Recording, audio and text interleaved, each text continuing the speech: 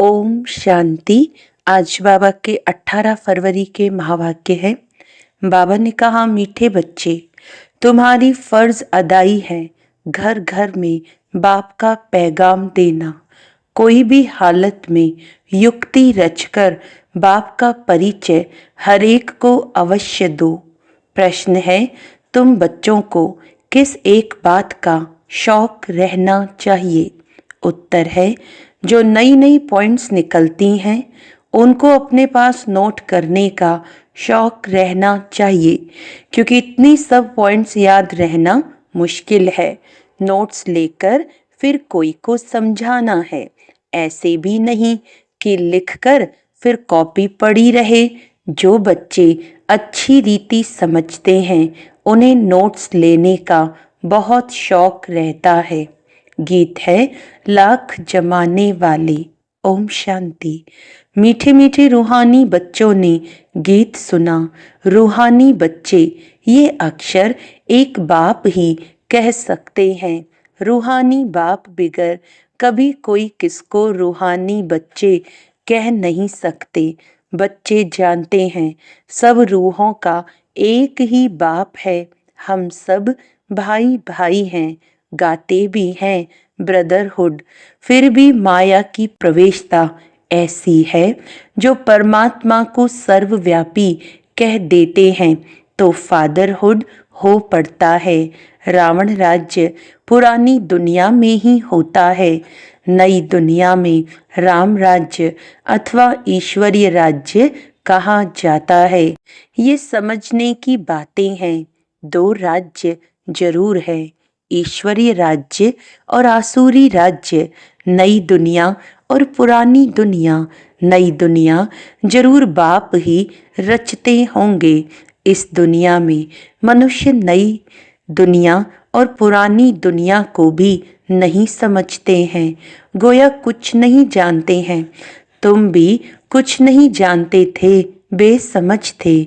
नई सुख की दुनिया कौन स्थापन करता है? फिर पुरानी दुनिया में दुख क्यों होता है? स्वर्ग से नरक कैसे बनता है?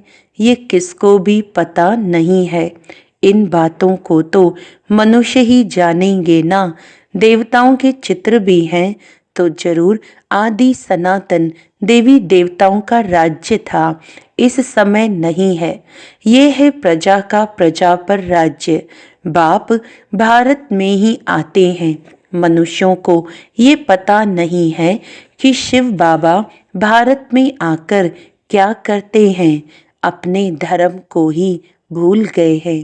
तुमको अब परिचय देना है त्रिमूर्ति और शिव बाप का। ब्रह्मा देवता, विष्णु देवता, शंकर देवता कहा जाता है। फिर कहते हैं शिव परमात्माए नमः। तो तुम बच्चों को त्रिमूर्ति शिव का ही परिचय देना है। ऐसी ऐसी सर्विस करनी है। कोई भी हालत में बाप का परिचय सबको मिले तो बाप से वर्षा ले लेवे। तुम जानते हो हम अभी वर्षा ले रहे हैं और भी बहुतों को वर्षा लेना है। हमारे ऊपर फर्ज अदाई है घर घर में बाप का पैगाम देने की।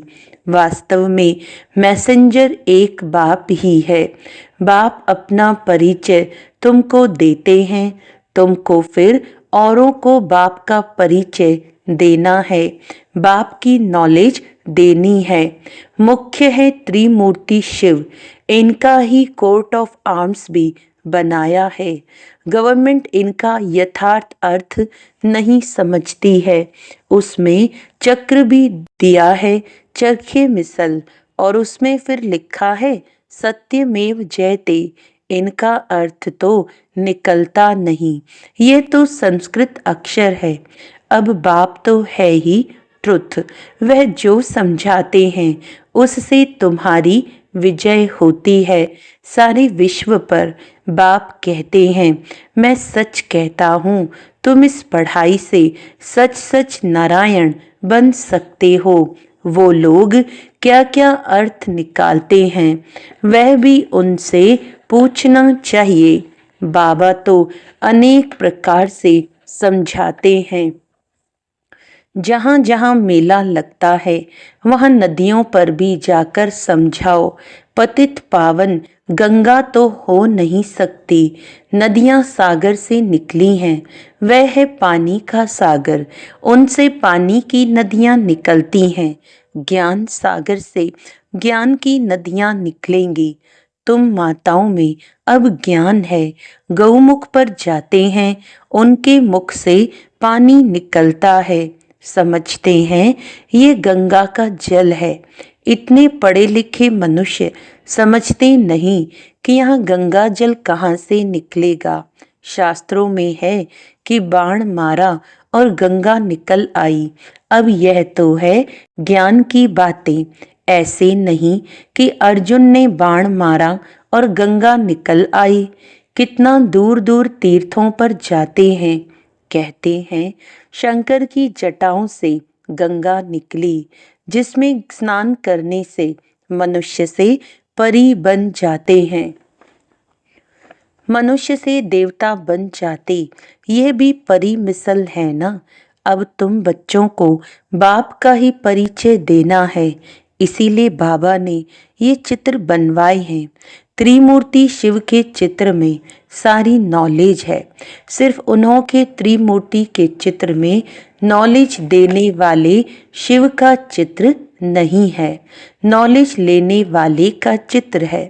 अभी तुम त्रिमूर्ति शिव के चित्र पर समझाते हो। ऊपर है नॉलेज देने वाला, ब्रह्मा को उनसे नॉलेज मिलती है जो फिर फैलाते हैं। इसको कहा जाता है ईश्वर के धर्म की स्थापना की मशीनरी। ये देवी देवता धर्म बहुत सुख देने वाला है। तुम बच्चों को अपने सत्य धर्म की पहचान मिली है। तुम जानते हो हमको भगवान पढ़ाते हैं, तुम कितना खुश होते हो। बाप कहते हैं तुम बच्चों की खुशी का पारावार नहीं होना चाहिए, क्योंकि तुम्हें पढ़ाने वाला स्वयं भगवान है। भगवान तो निराकार शिव है, न कि श्री कृष्ण। बाप बैठ समझाते हैं सर्व का सदगति दाता एक है। सदगति सतयुग को कहा जाता है, दुर्गति कलयुग को कहा जाता है। नई दुनिया को नई, पुरानी को पुरानी ही कहेंगे। मनुष्य समझते हैं अभी दुनिया को पुराना होने में 40,000 वर्ष चाहिए। कितना मूंज पड़े हैं, सिवाय बाप के इन बातों को कोई समझा न सके। बाबा कहते हैं मैं तुम बच्चों को राज्य भाग्य दे बाकी सबको घर ले जाता हूँ। जो मेरी मत पर चलते हैं वह देवता बन जाते हैं। इन बातों को तुम बच्चे ही जानते हो, नया कोई क्या समझेगा। तुम मालियों का कर्तव्य है बगीचा लगाकर तैयार करना। बागवान तो डायरेक्शन देते हैं, ऐसे नहीं बाबा कोई नयों से मिलकर ज्ञान देगा। ये काम मालियों का है। समझो बाबा कलकत्ते में जाए तो बच्चे समझेंगे हम अपने ऑफिसर को, फलाने मित्र को बाबा के पास ले जाएं। बाबा कहेंगे वह तो समझेंगे कुछ भी नहीं, जैसे बुद्धू को सामने ले आकर बिठाएंगे। इसीलिए बाबा कहते हैं नए को कभी बाबा के सामने लेकर न आओ। ये तो तुम मालियों का काम है, न कि बागवान का। माली का काम है बगीचे को लगाना। बाप तो डायरेक्शन देते हैं ऐसे ऐसे करो।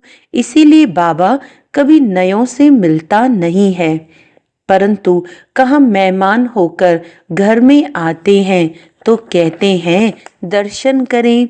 आप हमको क्यों नहीं मिलने देते हो।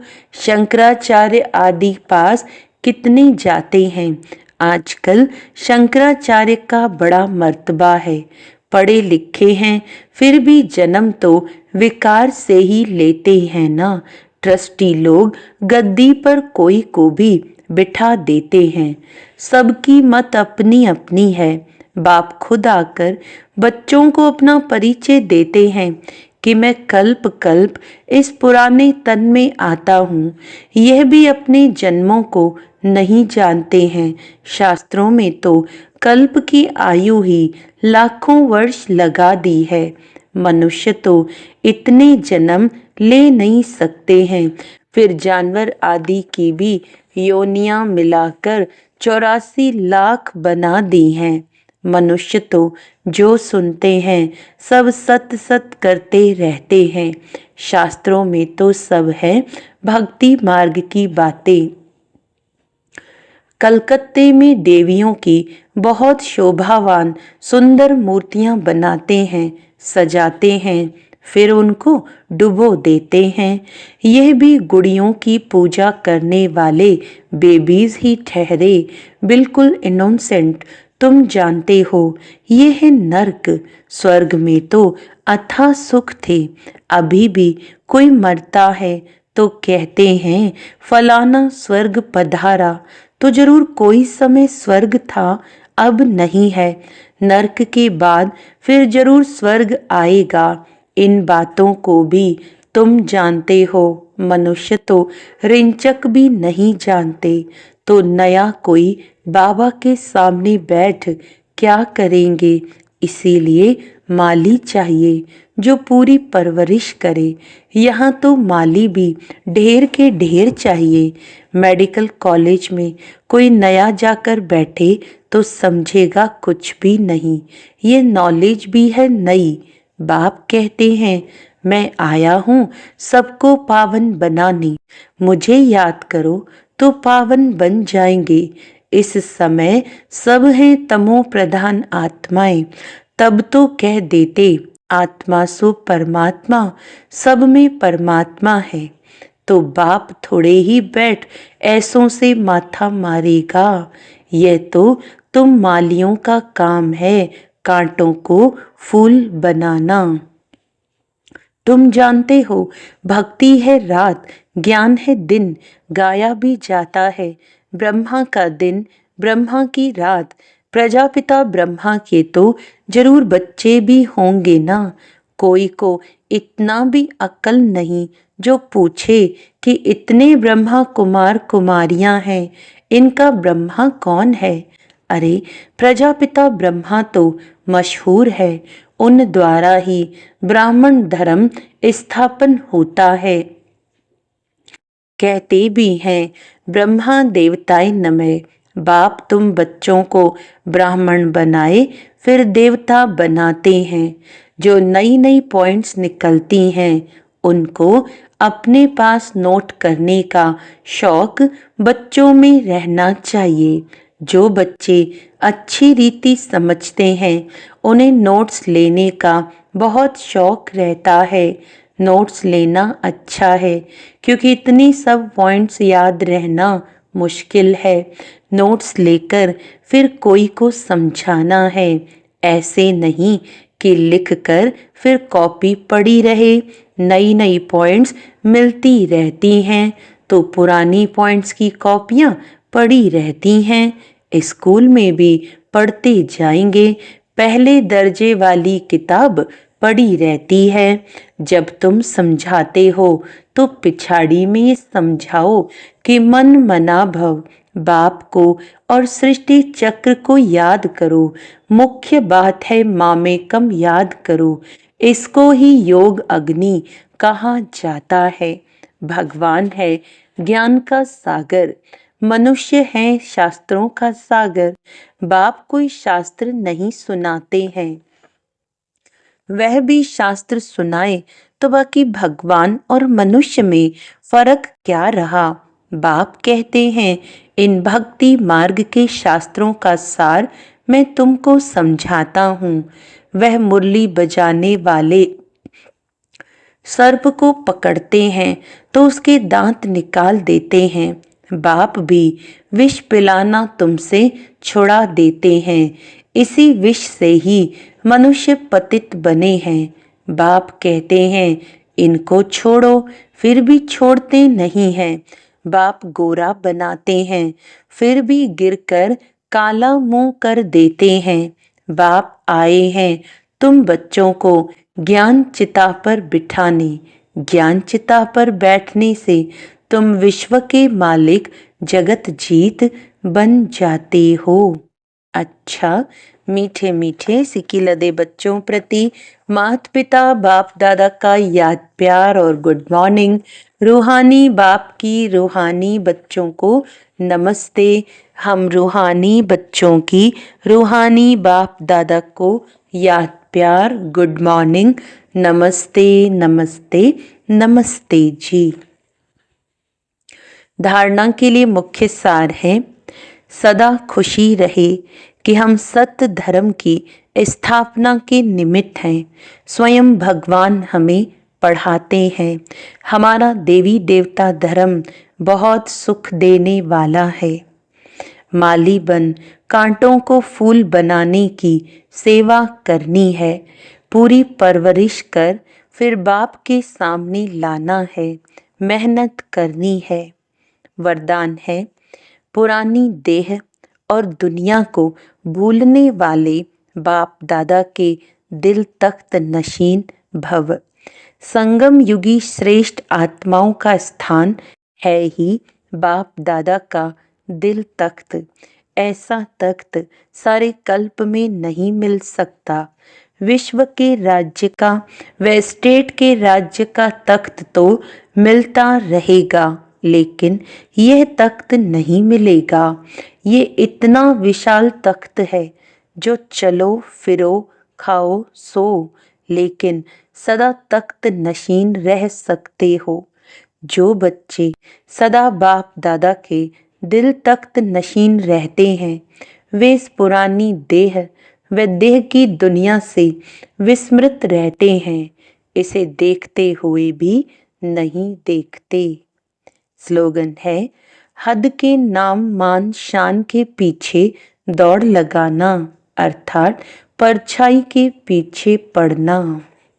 अच्छा, आज का अव्यक्त इशारा है, जैसे कोई भी नई इन्वेंशन अंडरग्राउंड जाने से कर सकते हैं, वैसे आप भी जितना अंडरग्राउंड अर्थात अंतर्मुखी रहेंगे, उतना नई नई इन्वेंशन व योजनाएं निकाल सकेंगे।